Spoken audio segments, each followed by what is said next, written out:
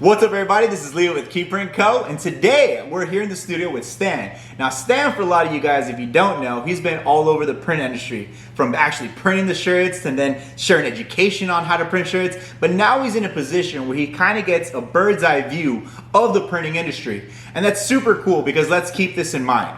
A lot of us in the print shops, we got our heads buried in work all day, every day. So if we got one of us out there in the industry kind of looking at everything and they can bring back information that could help us, like for example, how to make more profit, how to speed up your shop's productivity, that's just going to help us more as printers. So it's really cool that he's in here today. We're going to talk a little bit about what it is that print shops are doing and what they could be doing. But you should really just be checking out his content. We'll link it down below. Follow him if you want to get some tips on how to speed up your shop's productivity and to just get a kind of an insight into what's happening in the future. So with that, Stan, thanks for joining us, man. And let's get right into it. Yeah, thanks for having me, man. Thanks for having me. All right, Stan, so for the people who don't know so much, what have you been up to in the past couple years? Oh, man. I've set out to become the face of the industry. There's just to put it out, I think I started a YouTube channel in 2017 to help people who needed to make $300, $500, $1,000 a month just to make life easier. And it's taken me a long way. So throughout this journey, I've evolved a lot, and I'm here now at this given moment to show people what's possible. Right. And it's deeper than what equipment you use or buy, because I think every last print method in this industry has a place, but more so about what it is that you're trying to accomplish, and then what equipment is going to get you to that point. So I've been out to find as much information, to find platinums and little people in shops that are creating something that could help everybody, and talk about some of that stuff. Right. In this industry, I feel like every year there's something new happening, right? Oh, DTF just came on the scene. That's hot now. Oh, it's screen printing, but you got to make screen printing with heat press. All that's hot now. If you were to say, hey, look, 2022, here's some stuff that you got to be looking at. What's probably on your radar for 2022? Transfers and fulfillment. I think those two pieces, and the reason I say transfers is because transfers make the print industry accessible to more people. Right. And the narrative that used to be around about transfers is dead now. Right. Like, it's not good quality, it's iron on. Right. There's been a push with some great products out here that kind of fought that narrative. And secondly, when you see screen print shops that only did high volume, get the garage next door and knock a wall out right here so they can walk to the other side and they can warehouse and fulfill orders. That is something that is notable and anybody can do at that point, but it shows the value in the industry that it has right now. So I think those two things are things that are going to take over, that are already started taking over, but are going to kind of trend a lot more in 2022. Now, do you think that that's happening because the market is demanding that? So with Amazon coming on the scene, with all these fulfillment companies on the scene, do you think that customers are just getting used to that print on demand fulfillment type of environment? Or do you think that's coming more from the industry that's pushing it so hard, that's just what print shops are adapting? It has nothing, in my opinion, to do with print shops. Okay. It has everything to do with the market. And what I'm saying by that is, it's not the consumers or the industry as far as like inside the company in the shops. It's this middle ground where it's these entrepreneurs in the middle that, the end customer doesn't care if you DTG, if you screen print, they just want their product at the end of the day, right? But this middle ground of entrepreneurs wanting to deliver their customer base products is what is causing this area. So these influencers, and I got a theory where it's basically, you can go from average to becoming an influencer, right? I've dreamed of going to the NFL coming up, right? But I went from being an average person who didn't make it to the NFL, who coached some football in college or wherever the case is, to becoming an influencer. Now these influencers have been empowered, by building audiences, and now they need products to monetize their audiences. Everybody's able to monetize it now. It's not only about influencers. There's moms and grandmoms and people in their house making $30,000 a month off of their computer. So the empowerment of those things, these entrepreneurs in the middle, and what we provide, because merch is the number one thing that any artist, any person could sell to actually become profitable, in my opinion. That middle ground of area there is what these big screen print shops now have realized, like, hey man, if we get this person, he's moving so many users, we can charge him for the print. Yeah. Stop the print, charge them to fulfill the order. It's a whole nother business, right? Yeah. And they're able to provide it to the end consumer. And it goes a lot deeper. You know, print on demand was the first look at it, right? And I believe print on demand lacks in quality. But what it does provide is that gateway to like, hey, let me throw up a store and see what happens. Yeah. And if that thing's successful, you want to increase your margin, then you go find information. Then you partner with a mom and pop or a big screen print shop and say, listen, I'm doing this much volume. Yeah. They're raping me on the profits, on the margins here. But what happens is, you know, when you make that partnership, you add margin to your bottom line. The screen print shop's happy, you're happy, and you guys can, you know, kind of grow that thing together. For print shops though, right, that they want to dip their toes into that fulfillment print on demand kind of world, but they might have come from a more traditional screen print, batch printing kind of facility. What's a good first step, you think, to move into that space without breaking the bank? You don't. You know, you don't break the bank because they're actually winning on two fronts. Like I said, they're already charging. So they're charging for the inventory up front. Right. Now they just need the space to hold it. Right. Okay. If they're not doing the print on demand method, they're not running. I'm talking about high volume screen printing. Yeah. But adding in fulfillment. Okay. Right. Okay. So I've had this conversation at one of these shows I attended with a guy in somewhere in Boston or something, somewhere in North. He's like, man, I don't know if you could take on that model because there's nobody like, you know, I don't know if my customer base will use it. And I'm like, you don't know because you haven't opened up your mind to seeing it because your neighbor is probably in her house doing like $25,000 a month, right? And theoretically, so the reason that they're winning on two fronts is because whatever you charge for the print is what you charge for the print. Right. So let's just say a couple design, neck label, front print, they're in it, you're charging $10, $25. Right. Let's just say $10 to make the math easy. Whatever the design is, two colors, however much it comes out to, right? It's $10. Right. You charge that customer $10, you already made your money. Okay. That you're typically making. Right. And then you say stock, put your website up, and you selling it. They're already doing volume because they're coming to you or whatever the case is. They're doing that volume, and you say, you know what? Hey, man, you know I know you're shipping these things yourself. How would you like it if you could just keep selling? And you don't ever have to worry about putting this inventory in your closet or your extra bedroom or piling up your living room. You can get some of your life back in your house, right? Like your kids running around and you like, don't touch the shirt. And you eating ketchup over here and all this stuff because that's what these people, that's what the reality of it is. And that's what that looks like for them. So if you can solve that problem, you put a rack up. Just start with one customer. You put a rack up, you stock their designs. They're selling, they're doing their thing. You hire one person and you make them ship these items down.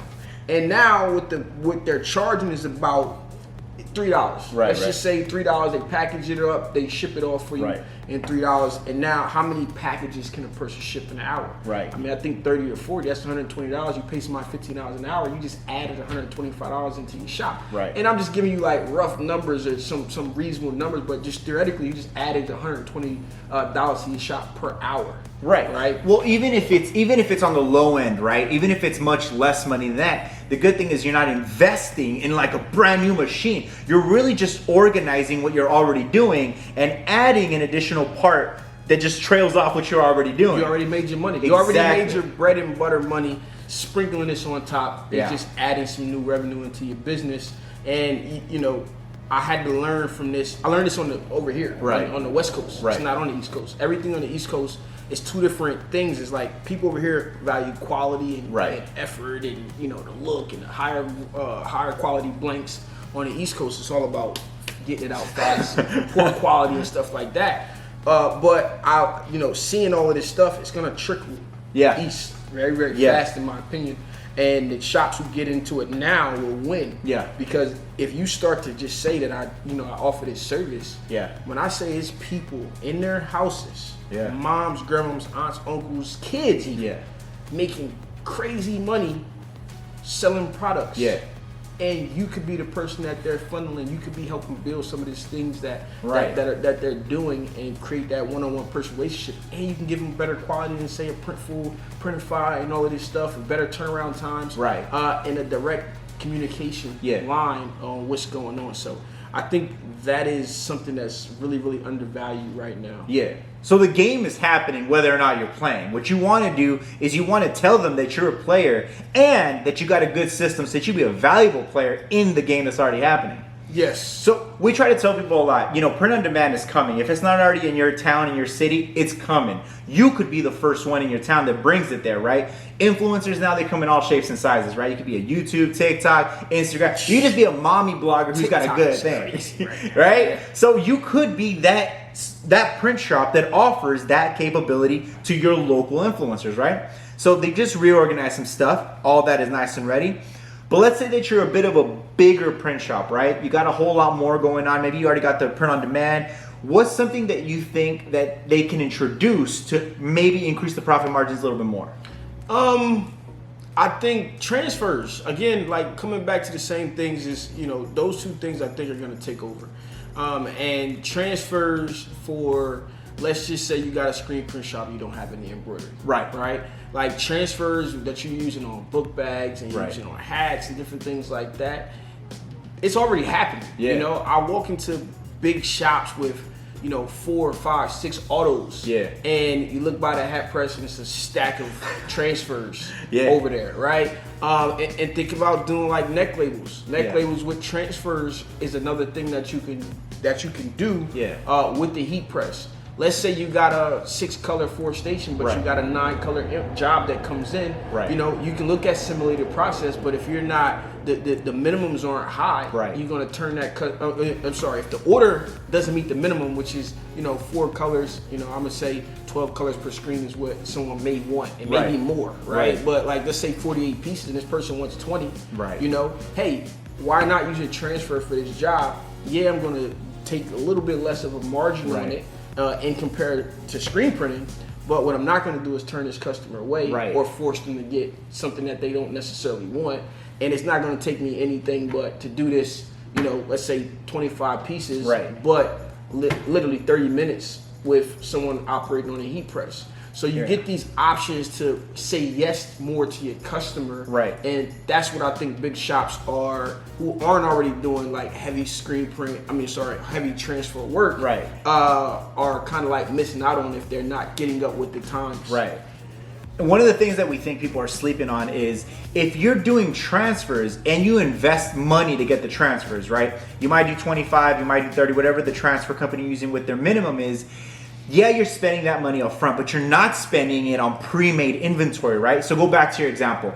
If something takes 12 screens, you're not making 3 of them. You're making a minimum to make it worth burning, coating, mixing the ink, setting it up, registering it, getting the test prints out. You're not making 5. You're making probably more than 25, right? So if you're not sitting on inventory, did you really spend too much money on transfers, or did you really save too much money on not wasted inventory, right? So you save your time. Exactly. And I think big shops understand the value of time because they want their press operating all the time. They don't want to see it down. I walked into a 13 auto machine shop. And you know, on the East Coast, so the quality of life of these printers are a lot worse than what I see over here. Like they don't have minutes, but one of the presses went down and he was frantic. Because the margins are so slim, they gotta have those machines running every single instance, right? And they gotta be turning over, whatever it is, right? So when you come into this space and you think about the margins that you're doing, and you think about all of this stuff, it's every shop. I don't know a shop. I never walked into a shop that didn't have a heat press. Now, if they were using it or not, it's a different story. That's a different story. So this allows you to use it. And transfers are so great, like even going back to that fulfillment instance, right? If you got somebody come up the street with a small order, you charge them for the transfers up front. You can press their stuff up the order. Like it's a lot of flexibility that goes into transfers. Just think about sampling. Let's just say, you know, 10-piece minimum is something that's new now, right? With a full color image. You know, hey, how many times have you heard, like, listen, I'm gonna get 1,000 of these, but today I want one, right? If you want one, they gotta go DTG. But I'm gonna come back and I'm gonna get 1,000 of these. I'm gonna blow up, like you said. Today I just want to get like a dozen or 2. Right? And this is, you know, the artwork today is so alive, it's so colorful, it's so vibrant. So take a transfer order with that person and not have to say, man, bro, because you know what really says, like, okay, click. I'm never gonna see that guy again, right? Like, so transfers will allow you to run sample runs on some of this stuff as well. So, you know, looking at a big print shop, you should be implementing Yeah. transfers. Now, on the other hand, if you're an embroidery shop and you don't do screen print, you don't do anything. I mean, a heat press doesn't take up much space. You might not have room for a screen print equipment or want to learn. Right. You can add heat pressing to your business and provide the stuff that you would normally outsource. Right. You know, and you can get transfers as cheap as 15 cents. You know. Right. You can get transfers for $1. You can decide where you want to live, and you can get full color transfers or whatever the case is. You can get these transfers, have somebody operate on the press, adding money into your business without doing much more work. Right. And I can train somebody and be confident to walk away and leave them in 30 minutes. Right. If not like 15 for real, but you know, just to build the like 30 minutes is how much time I'm spending with somebody and getting them operating the heat press. Can you show someone how to screen print in 30 minutes? That's really the comparison we're putting it up to. I can show you how to pull a screen print. You know, and that's what I like. You know, my roots come from screen print. Right. Like, I started in screen print, but I never cared about being the best printer. Right. You know, I wanted the means to an end. I wanted my final product. Right. So when I got a heat press, and I was like, oh, I should have started like this. You know, because I didn't care. I wasn't looking at it from a traditional standpoint. Right. It was just means to an end for what I was trying to do. Right. But if you think about like the learning curve of printing, it is a lot to learn. It is a ton of work that goes into it. It is very, very profitable. Yeah. When you got the customer base, when you learned all of this stuff, but when you think about elevating and going from a single person shop to a to actually stop working in the business, working on the business, you think about what your employees can learn. You know, you know what's funny about DTG? DTG is like the last thing that people will allow somebody in their company to do. You'll find a shop that has screen print and DTG that the owner is still running the DTG machine for small shops because that machine is so sensitive, and you know, good employees are hard to find. So the knowledge base and the comfort, and you know, one thing goes wrong, you strike that print head, it goes $2,000 out the door. You know, and you're fired, bro. You know what I'm saying? like I don't have, you know, so it's like you think about all of these things and where you can expand and improve at. Like, I'm looking for simple ways to add money into my pocket, into my business and what's going on. And the heat press used to be overlooked entirely, But the technology wasn't there that gave the heat press a ton of value. Now you got companies like Supercolor and all these vinyl companies, and you can buy puff vinyl, right? I mean, you can do anything with that thing now. But now it has a ton of value because of what the technology has caught up for it to be able to do, right? Yeah, awesome, man. The value that has been added, the stereotype, like I said earlier, that's been broken down. It is a ton of stuff that you can do, just like you said. And the time has changed. And you know, you can stay in the old ways, but the industry standards have shifted. The goalpost has moved. And you know, I'm afraid to see where the screen print shop is in 5 years. I don't think it's going to go away because it is the absolute best way to do high volume, fast, and money wise.